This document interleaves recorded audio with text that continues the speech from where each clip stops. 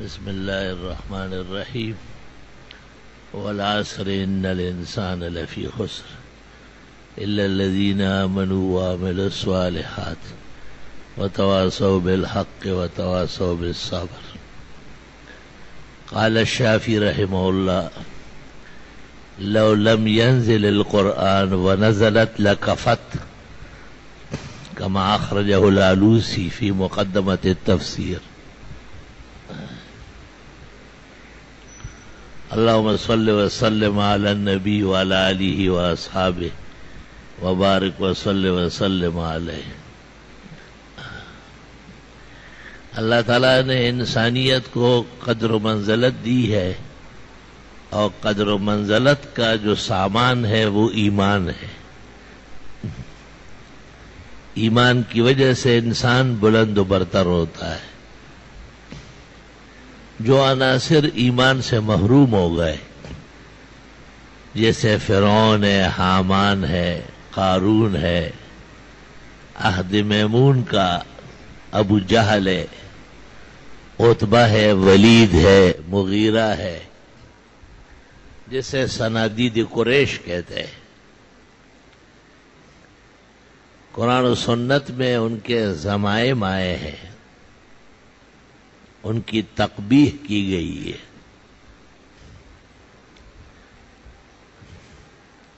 اللہ تعالیٰ نے پہلا انسان، پہلا پیغمبر بنایا آدم علیہ السلام، اور اسے مسجود ملائک بنایا تاکہ اسے شرف اور عزت بکمال حاصل ہو. وَلَقَدْ كَرَّمْنَا بَنِي آدم. آدم علیہ السلام کی آل و اولاد کو بھی وہ عزت حاصل ہے، ایمان کی وجہ سے اور شرائف اعمال کی وجہ سے. اعمال یہ ایمان کے مقتضیات ہیں. ایمان جب مفصل ہو جائے تو اس سے اعمال بنتے ہیں. جس طرح 5 وقت نماز مال کی ایک معروف مقدار زکوٰۃ ہے، سال بھر میں 1 مہینہ فرض روزہ ہے، زندگی میں 1 مرتبہ حج بیت اللہ ہے. یہ ایمان ہی کے اعمال ہے، کیونکہ مومن پر یہ فرائض عائد ہوتے ہیں، غیر مسلم سے اس کا کوئی تعلق نہیں ہے. تو ایمان مومن کا جب اس کو آپ تفصیل میں کر دیں، اسکرین میں ڈالیں اور اس کو دیکھنا چاہیں گے تو سب سے پہلے نماز آ جائے گی، اور وقت صباح ہوگا اور اذان ہو رہی ہوگی، الصلاۃ خیر من النوم کے نعرے لگ رہے ہوں گے، اور پھر آپ دیکھ رہے ہوں گے کہ لوگ وضو کر رہے ہیں اور لوگ سنتیں پڑھ رہے ہیں اور مسجد کی طرف ہجوم جا رہا ہے. پھر آپ دیکھیں گے کہ جماعت کڑی ہے، قرآن شریف زیادہ مقدار میں پڑھا جا رہا ہے. ان قرآن الفجر کان مشہودا. یہ نماز فجر تو حاضری کا قابل ہے. نماز فجر میں آپ حاضر ہوں گے تو آپ کو نماز فجر کی عظمت کا اندازہ ہوگا. مومن مسلم کے ایمان کا جو پہلا معراج ہے اور ترقی کا تاج ہے وہ صلاۃ الفجر ہے. رات ختم ہوتی ہے اور دن شروع ہوتا ہے، اس درمیان میں ایک سفید سحر پیدا کیا گیا ہے، اور اس پر احکام دن کے نافذ ہے. جبکہ دن شروع ہوگا سورج نکلنے سے، اور جب دن شروع ہوگا تو یہ ختم ہو جائے گا. اس وجہ سے علماء نے مسئلہ لکھا ہے کہ ہر نماز کو اس کے وقت کے اندر مکمل کرنا فرض ہے، کیونکہ وقت نکلنے سے اور دوسرے وقت شروع ہونے سے نماز فاسد ہو جاتی ہے۔ رسول اکرم صلی اللہ علیہ وسلم نے ایک عظیم احسان فرمایا اور نماز فجر کے لیے کہا ہے کہ من ادرک رکعۃ من الفجر قبل ان تطلع الشمس فقد ادرک الفجر۔ اگر کسی کو ایک رکعت مل گئی اور باقی دوسری رکعت اور قاعدہ سورج نکلنے کے بعد آ رہا ہے تو اس کو فجر مل گئی۔ ائمہ اربعہ کہتے ہیں کہ اس سے مراد نفس فرضیت ہے۔ اگر اتنا وقت بھی کسی کو ملا کہ وہ وضو کر کے اور اللہ اکبر کر کے نماز شروع کر لے، اتنا لمحہ مل گیا اس کو، تب بھی اس پر وقت فجر اور نماز فجر فرض ہو گیا۔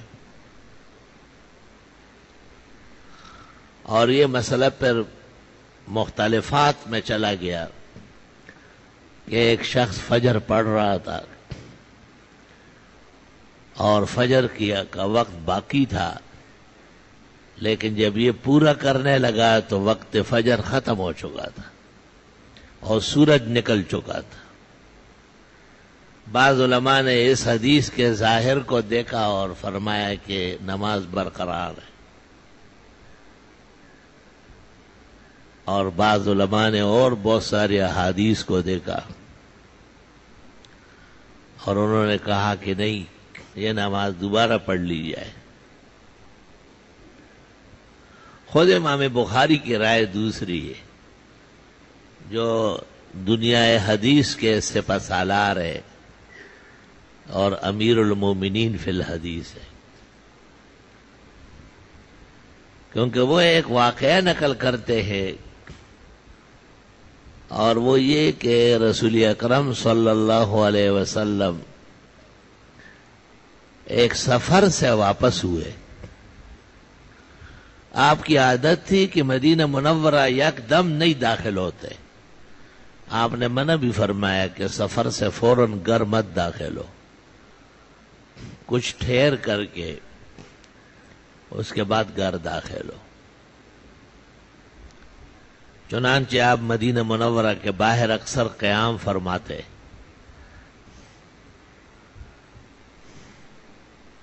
اور جب مدینہ منورہ داخل بھی ہو جاتے تو گھر نہیں جاتے، مسجد نبوی میں بیٹھ جاتے اور اہل مدینہ کے حالات معلوم کرتے، میری عدمی موجودگی میں کیسے رہے آپ لوگ، خیریت رہی، کوئی بیمار ہوتا اس کی عیادت کرتے، کوئی فوت ہوتا اس کی بخشش کی دعا فرماتے۔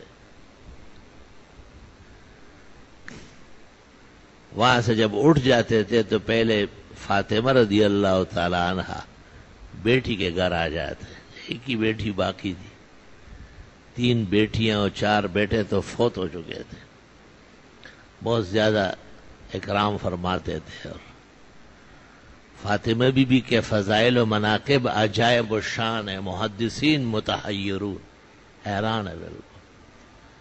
فضائل خمسہ کے نام سے ایک شخص نے 5 جلدوں میں کتاب لکھی، صرف حضرت فاطمہ کے فضائل، اور صحیح مزان و مواتن سے، لیکن کوئی رفس نہیں ہے اس میں، رفس تو دروغ گوئی ہے، اس میں اسانید و صحت کا فقدان رہتا ہے۔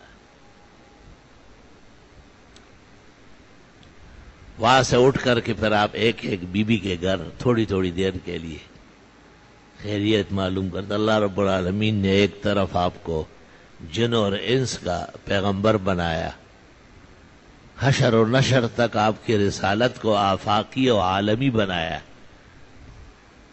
فرش سے عرش تک آپ کو دسترس عطا کیا، اور دوسری طرف آپ کے مزاج اقدس میں، سینہ مبارک میں اتنی گنجائش رکھی ہے، خاندان کے ایک ایک فرد کا خیال رکھنا، ان کا لحاظ کرنا، یہ بہت مشکل کام ہے۔ آدمی جب دین کے کام میں یا دنیا کے کام میں مگن ہو جاتا ہے تو اس سے بہت سارے لوگ رہ جاتے ہیں. یہ ایسا ہونا نہیں چاہیے. ہم سب اسی کمزوری میں مبتلا ہیں.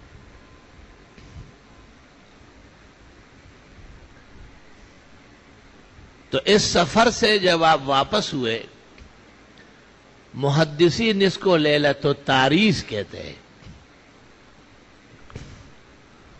عرصہ کے معنی آتے ہیں رات کے آخری حصے میں آنا. اصل میں یہ عروس سے ہے. عروس کہتے ہیں دولہے کو. دولہا دلہن کے پاس آخری شب میں جاتا ہے اور بہت پردے، حجاب اور حیا کا خیال رکھتا ہے. قدیم زمانے میں جب حیا کی بارشیں ہوئی تھی اور حیا کا ماحول غالب تھا اور حیا کی سوسائٹی تھی، تو یہ معلوم کرنا بھی دشوار تھا کہ یہ دولہا گھر کب جاتا ہے. اتنا باپردہ ہوتے تھے. تو چونکہ اس رات میں آپ بالکل اخیر میں آئے اور آپ نے صحابہ سے کہا کہ کچھ دیر آرام کرتے، اور آپ نے کہا من یوقظنا، کون جگائے گا. رات بھر سفر ہوا ہے، اگر لیٹ گئے تو ایسا نہ ہو کہ آنکھ لگ جائے. حضرت بلال چونکہ مؤذن تھے، سفرن حضرن، اس نے کہا انا اوقظکم، میں یہ ذمہ داری پوری کروں گا. آپ نے اعلان کیا کہ کچھ دیر کے لیے کمر سیدھی کر لے. راستے میں جو مناسب جگہ تھی وہاں قیام کیا گیا اور کافی دیر تک حضرت بلال بھی گھوم پھر رہے تھے اور مختلف آیات اور کلمات پڑھتے تھے، لیکن وہ بھی اسی قافلے کا فرد تھا. اونٹ کے پالان کے ساتھ کمر لگائی اور بیٹھے بیٹھے آنکھ لگ گئی. جو لوگ کہتے ہیں نا فلاں مشکل کشا اور فلاں حاجت روا، اس کو شرم کرنا چاہیے. نبی الانبیاء اور سید الاولیاء والمتقین، سید الاخیار والابرار، سید الشفعاء یوم الدین، جناب نبی کریم صلی اللہ علیہ وسلم بھی تشریف فرمائے اور آنکھ لگ گئی، اور تمام صحابہ بھی اور حضرت بلال بھی، یہاں تک کہ سورج نکل آیا.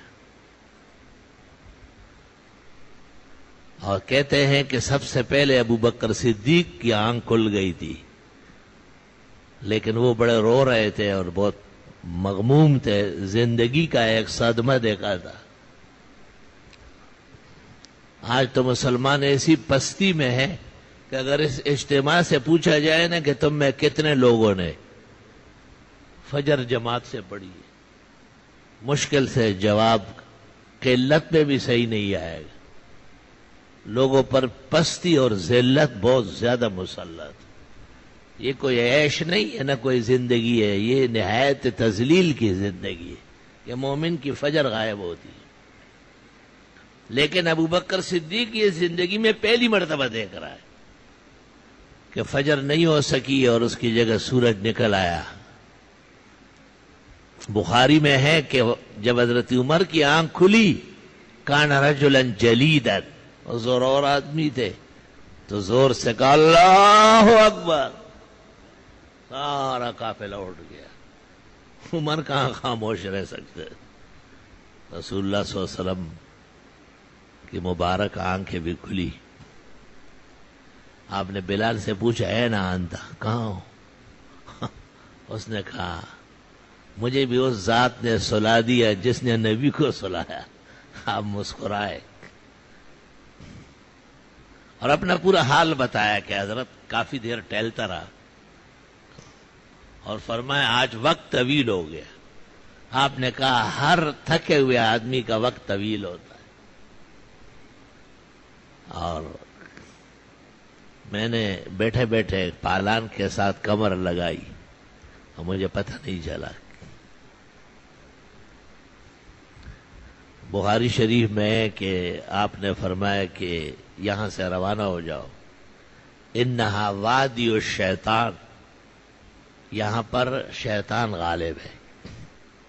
شیطان کا یہی نظام ہے اور یہی زندگی ہے کہ لوگ جماعت اور نماز اور دین کو آگے پیچھے کریں۔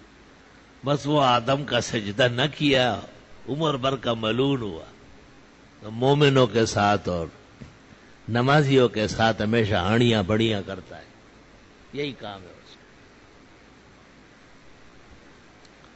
لا الہ الا اللہ۔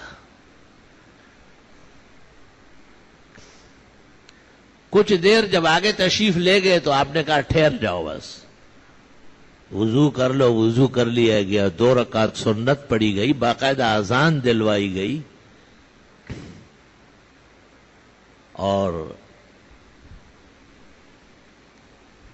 2 رکعت فجر کی آپ نے جماعت کے ساتھ کرائی۔ فقہاء اربعہ متفق ہے کہ اللہ نہ کرے اگر امام اور قوم سب کی فجر چھوٹ گئی تو یہی طریقہ ہوگا، سورج نکلنے کے باوجود 2 رکعت سنت اور پھر جماعت، اور اسی طرح قرات بالجہر جیسے وقت کی نماز ہوتی ہے۔ فقہاء احناف نے اس سے یہ استدلال بھی کیا ہے کہ اگر کسی نے فجر کی نماز جماعت کے ساتھ پڑھی اور اس کے سنت رہ گئی تو سورج نکلنے سے پہلے نہیں پڑے گا، سورج نکلنے سے پہلے جب فرض ہو جائے سنن و نوافل کی گنجائش نہیں ہے۔ سورج نکلنے کے بعد قال الحسن ان صلی فحسن، امام ابو حنیفہ کا ایک شاگرد حسن ابن زیاد، اس کی روایت فقہ میں مشہور ہے کہ اس نے کہا سورج نکلنے کے بعد پڑھ لے تو بہتر ہے، زیادہ زور سے نہیں کہہ رہے، وقت ختم ہو چکا ہے، نفل کے درجے میں۔ اور ایک مسئلہ اور اس سے نکلا ہے، اور وہ یہ کہ اعادہ سنن فجر صرف قبل الظہر ہے۔ خدا نہ کرے اگر کسی نے نماز قضا کی ہے اور ظہر کا وقت داخل ہو گیا، حکم یہ ہے کہ ظہر کا وقت داخل نہ ہونے دے، اس سے پہلے پہلے فجر آپ لوٹا لیں۔ دوسرا وقت آنا اور پہلے وقت کا نہ پڑھنا قتل الانسان قتل العالم کے برابر جرم ہے، گناہ ہے بہت بڑا۔ قضا پر جتنا وقت گزرے گا گناہ بڑھے گا۔ اس لیے علماء کہتے ہیں کہ جتنا جلد ہو سکے چھوٹی ہوئی نماز پڑھ لی جائے۔ تو اگر کسی نے فجر کی نماز قبل الظہر لوٹانی ہو، اور لوٹانا چاہیے، فرض ہے، تو سنت اور فرض دونوں پڑھ لے۔ اور اگر خدا نہ خواستہ ظہر تک نہ پڑھ سکا اور بعد الظہر پڑھے یا پھر جب چاہے پڑھے تو صرف فرض پڑھے گا، سنت نہیں پڑھے گا۔ اور وقت نکلنے کے باوجود سنت ظہر لوٹانا، جیسے سورج نکلنے کے باوجود، یہ صرف وقت فجر کی خصوصیت ہے، اسلام میں اور کوئی سنت نہیں ہے جس کا یہ ادا آپ کر لیں۔ کسی کی تراویح رہ گئی دن میں، اس کو نہیں لوٹا سکتا، کسی کے عشاء کی سنت رہ گئی اگلے دن پڑھ لے، نہیں لوٹا سکتا، اجازت نہیں۔ فتح القدیر میں ابن الحمام محقق نے کہا ہے فما یکون سنتن فی محلہا تکون بدعتن فی غیرہا، جو کام وقت پر سنت ہو خلاف وقت بدعت ہوگا، بے دینی ہوگا۔ اس لیے کہتے ہیں کہ یہ پڑھ سکتے ہو یا نہیں پڑھ سکتے ہو، یہ پڑھو گے تو ثواب ملے گا، یہ کرو گے تو گناہ اور عذاب میں آ جاؤ گے۔ یہ کوئی گپ شپ نہیں ہے، یہ طے شدہ دین ہے۔ اہدنا الصراط المستقیم، جچت الصراط مستقیم۔ چونکہ فجر کا وقت شروع ہو گیا اور ہم نے یہ مسئلہ بیان کیا کہ ایمان جو ہے اس کے مقتضیات اعمال ہے، اور اعمال میں پہلے نمبر پر نماز ہے، نماز میں پہلے نمبر پر فجر ہے۔ اور جب اس ایمان کو آپ تشکل میں اور تجسد میں دیکھیں گے، اس کی شکل و صورت آپ پیدا کر کے دیکھیں گے تو آپ کو اس میں نمازیں نظر آئے گی۔ وقت فجر اور وقت ظہر اور عصر اور مغرب اور عشاء. تو اس مناسبت سے یہ بات بھی ضروری ہے کہ جب یہ بنک بھی پڑ گئی ہے کہ وقت فجر داخل ہو گیا، تمام کے تمام اعمال جو لیلیہ ہے، رات کے ہے، وہ سب کے سب رک جاتے ہیں. خواہ وہ تہجد ہو، خواہ وہ قیام اللیل ہو، صلاۃ استخارہ ہو، صلاۃ حاجت ہو، دیگر جتنے نوافل ہے، اس سب کا تعلق اس وقت سے ہے جس کو محدثین کہتے ہیں الوقت صالح للعبادہ، اور وہ اس وقت تک ہے جب تک کہ صبح صادق داخل نہیں ہے. اگر صبح صادق داخل ہوئی تو اگر کسی کے ذمہ وتر باقی ہو وہ پڑے گا. وتر واجب ہے، وہ نفل نہیں ہے. حنفیہ کے نزدیک مستقل نماز ہے. ہمارے ہاں جب کوئی شخص وصیت کرے کہ میری نمازوں کا فدیہ دیا جائے تو مفتی اس کو کہے گا 6 نمازوں کا حساب ہوگا، 5 فرائض قطعیہ اور 6 فرائض عملی یعنی واجب. یومیہ 6 نمازوں کا فدیہ کا انتظام کرنا پڑے. یہ لوگ قرآن خوانیاں کرتے ہیں مردے کے لیے، چھیاں پڑھواتے ہیں اور یہ اور وہ.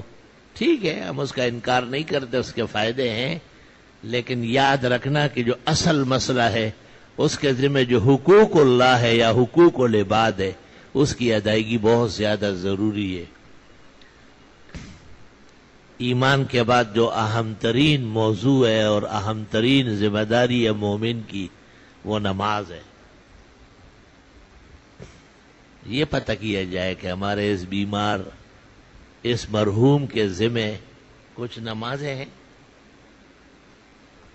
جی ہے. کتنی ہے؟ یہ پتہ نہیں چلتا. پتہ چلا ہے نا، خیر خواہی کا کام ہے، گپ شپ ہے کیا. سامنے دکان سے سامان لاتا تھا جس کو اچاپت کہتے، اس کا حساب کرنا ضروری نہیں ہے. کسی دن وہ گلے میں رسی ڈال دے گا، میرا قرضہ دے دو. تو لوگ معلوم کرتے ہیں کہ بھئی وہ کتنا لایا ہوگا، وہ بہت معمولی چیز ہے.